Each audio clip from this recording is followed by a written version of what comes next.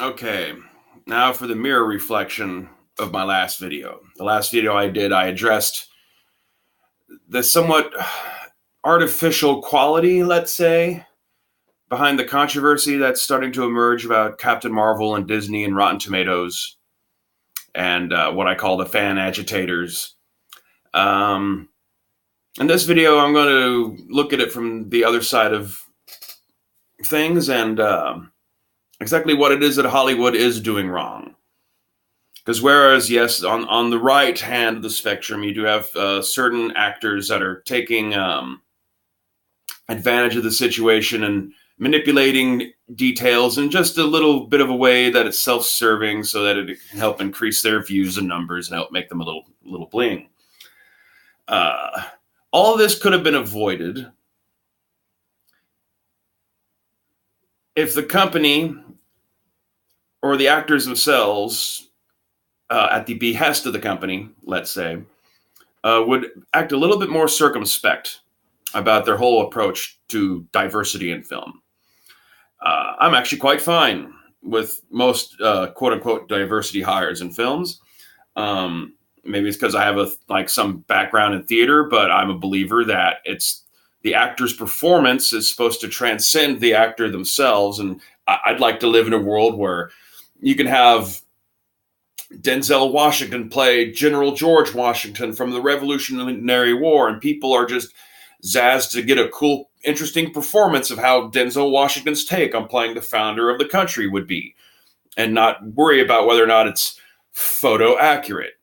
Or, if you got a white dude who can do a really awesome Muhammad Ali impression and seems to really embody Muhammad Ali, that we should be able to live in a world where you have a dude play Muhammad Ali, or maybe even a chick, because you're going for the performance and you're looking past the actor kind of a thing. You're allowing the actor's performance to elevate beyond the physical.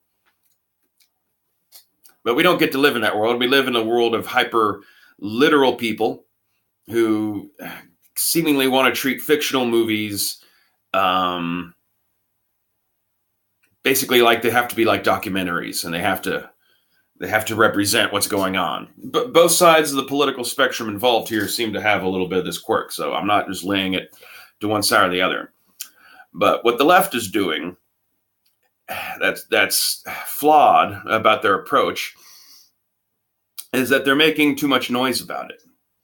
You want to have movies with a larger amount of, black protagonists, Asian protagonists, female protagonists, trans protagonists. That's fine. Just do it. Don't make a big hay about it. Don't go out and pat yourself on the back about it and give yourselves awards for doing it. Don't be snide about it and rub it in people's face. Fuck you, white man. Just drop all that attitude. Just be quiet. And if anyone asks why so-and-so is being played by so-and-so, you just say, well, for whatever X reasons, star power, performance, original unique take from the director or the writers, for whatever reason, we've chosen this guy, and just, wait till it comes out and give it a chance. And make up your own mind whether or not we have made the right decision casting X. But they don't do that. As much as, like I was saying in my last video, there is something very fake and manufactured about this whole situation going on with Rotten Tomatoes. And I now see on the sidebar of my YouTube that apparently Geeks and Gamers is holding a live stream to officially boycott Captain Marvel because of Rotten Tomatoes. And I'm sure he's raking in the super chats as always. This is all just a big money-making scam. And just like how mainstream media news frames things in a way to agitate people and get them angry and angsty so they'll click or tune in, this is the same thing. He's agitating people to get them to watch. That's not necessarily genuine. There are cases where it is genuine, but in most instances, it's not. And it's not really healthy for anyone. Life is fine. Who gives a goddamn fuck if there's a little bit of girl power messages in Captain Marvel. It's not the end of the world. It's not going to emasculate anybody. Christ. Just wait till there's a Captain Marvel porn parody. It'll be fine. It'll be fine. Life will go on. But as much as all that is said, it's all been given that initial spark of fuel because of Brie Larson making some dumb fucking like puff herself up. Oh, look at the great person I am. I'm going to stand up for the little guy. If she had not done any of that, she'd still be getting the exact same movie being made, coming out, but there'd be just that little bit less a piece of firewood for people to grab hold of and set torch to. They'd have to be searching for something else to make a fake controversy over. It doesn't matter if the other side does it and your side's just responding to that. Like, no, that shit's got to fucking end to either side of this equation. It can't end until everyone stops doing this shit. But Hollywood, you could have your diversity cake and eat it too. Just quit aggrandizing yourselves over this. That's really the thing that's pissing people off the most, because almost everyone who like complain about social justice messaging in movies will then go on to cite how they like this movie because it's got a black guy in it, and they like this movie because it's got a woman in it.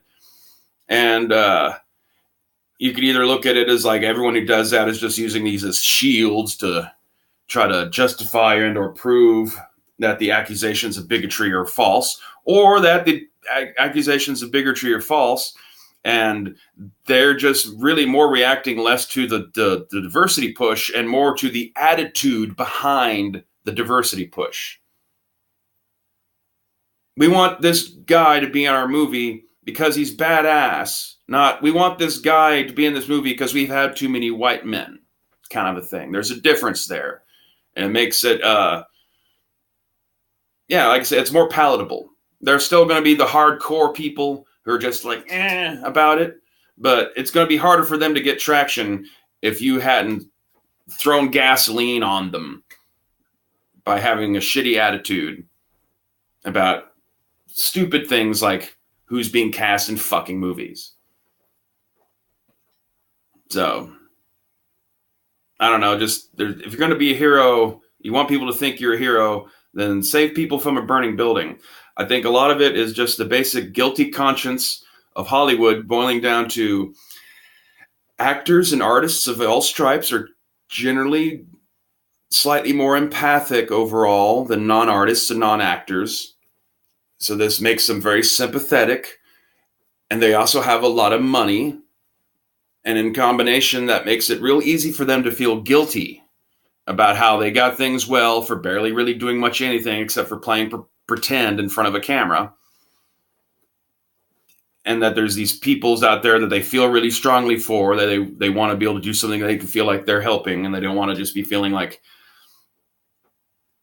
you know, like some Roman figure just sitting about on their dais eating grapes all day while the masses burn. They don't want to feel like they're that kind of person, even if they still are underneath all the fucking self-congratulatory bullshit.